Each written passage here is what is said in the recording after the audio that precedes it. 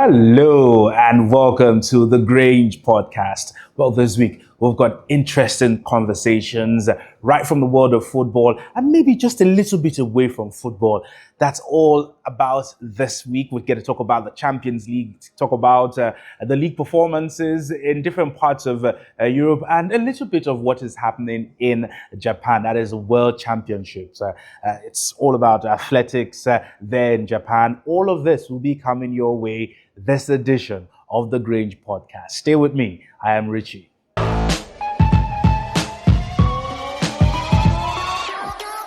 Over the weekend, we saw really fantastic games played across different parts of the world. Even here in Nigeria, we saw, unfortunately, Rangers International could not get a victory away from home. We saw fine victories for some home sides, for Kun Khalifat, scoring 3, making sure they got maximum points. It was such a beautiful weekend of football here in the country and also outside the country. Now, outside the country where we have a lot more of attention because it is on screen, unlike what we have in Nigeria that is not on screen. We saw some interesting games played in England, and one which would always have a lot of people talking down on a particular club will be the big game over the weekend between Manchester United and Manchester City.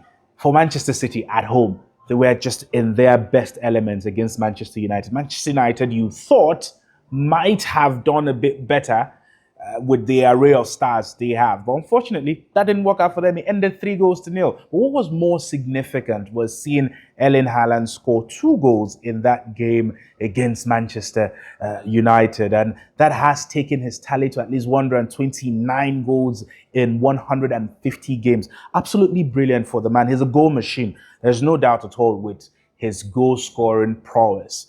The big question is, will this materialize to a fine season for Manchester City? They started a bit as the season started with some of their results and some of their displays, but it does look like things are being re-engineered at Manchester City. They're getting into their groove and maybe they get to give us something to really hold on to and cheer at the end of the season. Kudos to Pep Guardiola and all the big plans he's got for the season. But for Manchester United, that question has to be asked.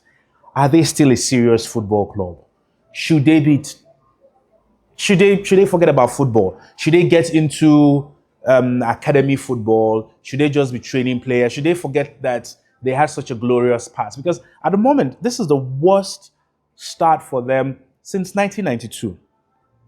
If you look at Amorim's record, that one is worse. He's been the worst manager of all time at Manchester United.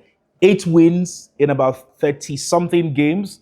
Absolutely preposterous. Like, it's been the absolute worst for Manchester United. How they get to re-engineer their team, I don't understand. Because you look at their defense, they've let go of their goalkeeper who was problematic at the time, Onana. And Onana made fantastic saves over the weekend. So it looks like there's been some sort of superstitious curse on Manchester United. Because you look at all the players who have left.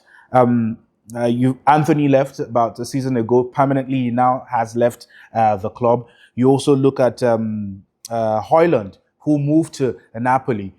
He scored over the weekend. So what was the problem at Manchester United? Rashford has created an assist at Barcelona.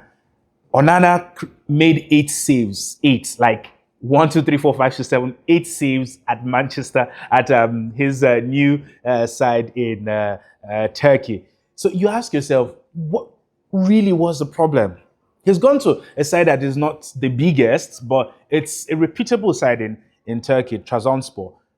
And he's given man of the match performance, although his side lost in that game, but it was a man of the match performance for someone like Onana. So, at Manchester United, you look at their defense, not a terrible defense. You look at their midfield, not terrible too. Their attack line, also world class. So what is the problem at Manchester United? I don't know, but I'm quite sure that there's one team that understands what they want to do and achieve in the Premier League, and that's Arsenal.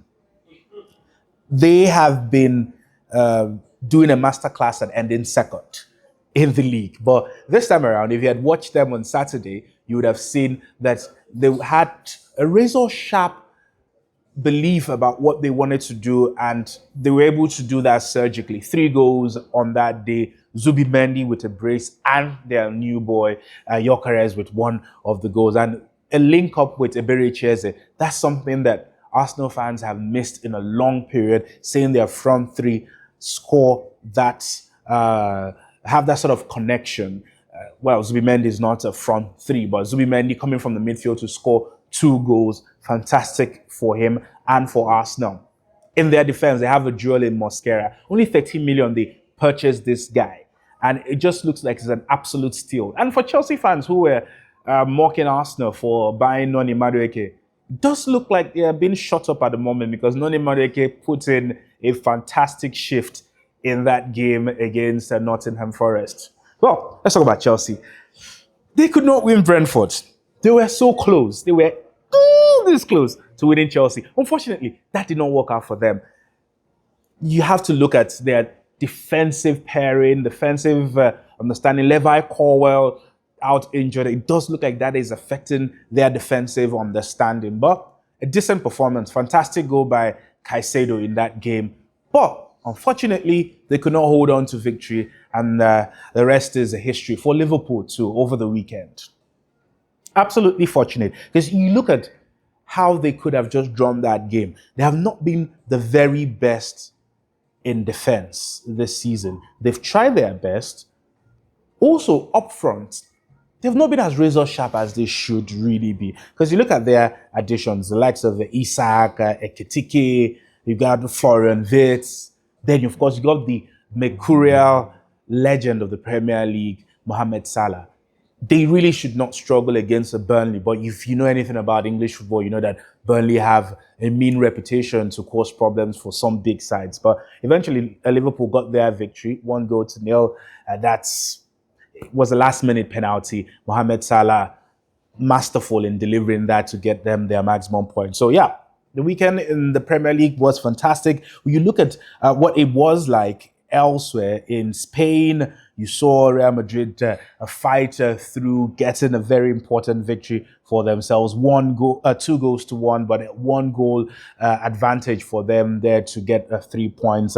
Barcelona also playing in the Champions League this week. We're also very fortunate getting a fine victory for themselves. It's been quite interesting. But one of the biggest games played over the weekend was in Italy, and that was between Juventus and Inter Milan. And there's something fantastic about it. If you were maybe a teenager or an adult in '98, you would have known of Lilian Thuram.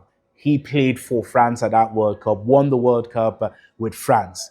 Now his kids, Kepran and Marcos, are playing for 2 different teams in Italy. One plays for Juventus, the other plays for Inter Milan. And now these 2 guys clashed over the weekend.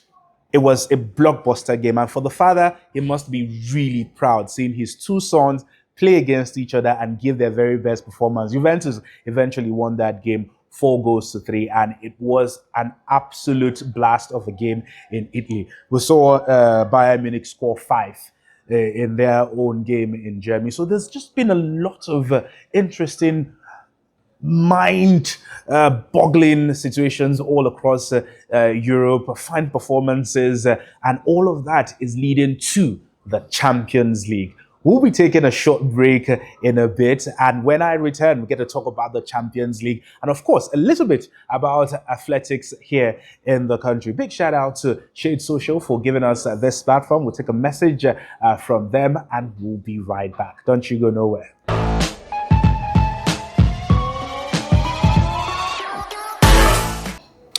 All right, like I mentioned earlier on, this is the week of the Champions League. It doesn't get any bigger at all if you have been a fan of the Champions League for all these years. We have a new format that we experienced for the first time last season. This is the second season of that new format, and we have big teams who are ready to do business this week. Of course, you got Arsenal, who are going away to the Basque region of Spain, and they will be taking on Athletic Bilbao, Athletic Club. That's going to be a huge game for them, knowing that in the Basque region, they play really scintillating football. Fantastic game. But Arteta also being someone from that part of the world in Spain, you just want to understand that he knows exactly what he will do with his squad. He's got a very fit squad. Yes, there are a few injuries in Saka and Odegaard and a few others in the team, but with what he has in Spain at the moment, he knows he can deliver. He knows he can get a good result against an athletic club. But fingers crossed, exactly what will happen in that game. PSV will also take on Union Saint-Gilloise. The big game, another big game for the Champions League will be Juventus taking on Borussia Dortmund. It is huge. For those who are French football lovers, Marseille go away to Real Madrid. And that is also another classic game because you've got Greenwood, who is really playing some scintillating football for Marseille. Aubameyang is there in that squad. For Real Madrid, they are the owners of the UEFA Champions League. Definitely. You look at the number of times they've won this, it doesn't look like any other side will come anywhere close to what they have been able to achieve in the Champions League. So yeah, against Marseille, that's going to be a very tough one for them. PSG also will be hosting Atalanta. They've won it. They know that feeling of winning the Champions League. Now they get to defend it, and hopefully they could do it. But against a very stiff opposition in Atalanta without Ademola Lookman, I wish them all the best. Bayern Chelsea is also another tough fixture for this week in the Champions League. We've got a lot of big games cut across different parts. Ajax, Inter Milan, that also promises to be something to look forward to. So between Tuesday and Thursday, we've got a litany of games that you must get to watch. And it will be nice to know what your thoughts are about those games. You tell me exactly how you feel about them. Will these teams be able to get fantastic results? Newcastle also play host to Barcelona. Manchester City take on Napoli. Where do I even start from? Maybe we'll talk about Newcastle.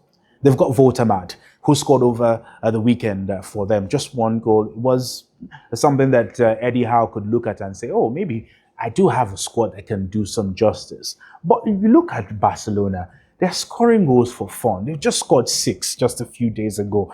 How can Newcastle mitigate the attack, the darts that come at them when they face Barcelona? That's something I don't know how you think that will work out. But because you look at Barcelona, they've not really had the best of European appearances. And now they want to do their very best to make sure that they cause problems for anyone who is going to face them. They might not have the best squad in Europe, but they do have a wicked attack line. Rafinha is there. Lamine Yamal might not play a few games. That might be some relief for any side facing Barcelona, because Lamine will be out for a few weeks. He's got a groin injury, and we don't know how long that is going to take. But they've got Rafinha. They have the likes of Pedri in that team too, Ferran Torres. They have a very destructive side that you do not want to face even on your best day. So we'll wait to see what will happen. We could also be seeing Paul Pogba return for Monaco. He has been training. He's been working with the side. We don't know exactly when we'll see him, but I do believe that we'll be seeing Paul Pogba soon, and also in the Champions League, because Monaco are going to be taking on Belgian side Club Brugge. That will be something to look forward to. Liverpool, Atletico Madrid. How could I have forgotten about that fixture? Because you look at Liverpool, Arne Slot has done some phenomenal stuff at Liverpool. Coming in one season, winning immediately the Premier League. That's something that takes you a while to get your rhythm right, get everything perfect before you get to win. But he came in there, worked with the squad, brought in a few things and a few ideas, and was able to retweak that squad, and he won. He's lost Trent Alexander-Arnold to Real Madrid, but that might not change much. He's got Jeremy Frimpong. He's not completely fit at the moment. So what does he do different in the Champions League? Who is he going to employ up front? He's got Isak, he's got a Ketike, like I mentioned earlier on this podcast. So how does he galvanize his boys to do something different in the Champions League against a very mean Atletico Madrid? Let's not forget Diego Simeone is stingy at the back. They're stingy with his midfield. So they would not give you a chance to be fluid and smooth with them. They would do their business as strategic as they've always been. So there's just so much to look forward to in the Champions League, and it is something that I hope you would get to enjoy. Olympiacos are back. They're taking on Paphos. PSV taking on, okay, talk about PSV taking on Union Saint-Gilloise. Copenhagen will take on Leverkusen, who also have had a debacle with their exits at the club. They recently sacked Ten Hag and hired a new manager. So maybe Bayer Leverkusen could do something a bit different. Eintracht Frankfurt, they also take on Galatasaray. We'll be seeing Victor Osimhen play if he's fit enough. I doubt he will be fit enough for this first game of the season, but we should be able to see him much later in the set of games in the UEFA Champions League. It's something that is exciting. It is something that we're all looking forward to. I can't wait to see what those results are like. So we'll get to talk about them. Hopefully I get to bring in someone for the next edition of the show. So we'll get to break down these different games and look at the team that probably has shown some signs that they could go the distance in this season's UEFA Champions League. Well, at this point, I guess I just get to talk about something that has been heavy on my heart, and that is how Nigerian athletes have been treated for a while. We've got the unfortunate story of Favour Ofili switching allegiance from Nigeria to Turkey. The AFN, their excuse was that, she was just going for money. But this lady has had a staggered history with the AFN, that's the Athletics Federation of Nigeria, where they have denied her appearance at different major tournaments. And this is because of their tardiness, not doing what they needed to do at the right time. And it affected her going to those tournaments. And she moved. And most recently, we saw Toby Amoson complain about a kit she was given. It looked like one of those kits you just pick from a regular sports store. She compared it with what Jamaica was given, what Jamaica had given to their athletes. And yes, while Jamaica's package wasn't the best in the world, but it was way better than what Nigeria had given their athletes. In some other video, not what she posted, someone showed an American athlete who had a ginormous box of things that she needed to perform her job. And that was a stark contrast to what the AFN had given Favour Ofili. Guess what the excuse of the AFN was? I'll help you. It's quite brilliant. I wonder who is in charge of their communications team. They said, why is she talking like this?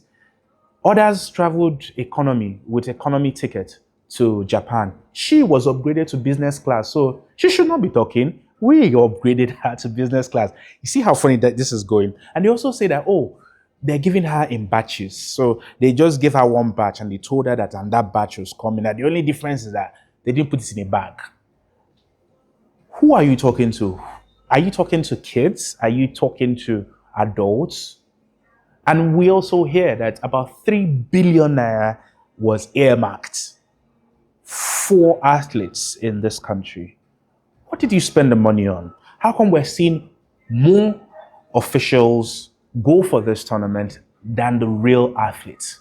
These are questions that I do not have answers to, but I just feel like it's possible that those in high authorities could answer this question honestly and tell themselves the truth. We didn't go with a relay team. There are at least close to 8 or 7 athletes, or even more, who did not make it to Japan. And the excuse from the AFN was that they don't want to go there for a jamboree. Really? And the one guy that went and got an injury in between, they made him run. Samuel Ogaji. He ran and ended up 5th, even though he had complained that he was not fit, he was not strong enough, he had some sort of hamstring issue. He was not at his best. They forced him to run and he came 5th. But we thank God for Toby Amuson.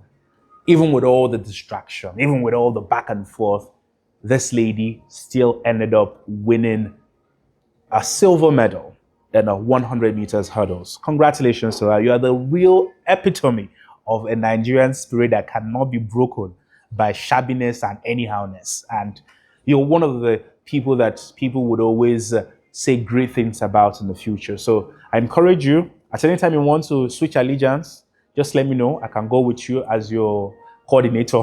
and all of that. But congratulations to Toby Amoson. I wish you all the best for the rest of the tournaments you are involved in this year. And I wish you keep winning money, because with this silver medal, she's accumulated about 55,000 US dollars. So I wish you all the best.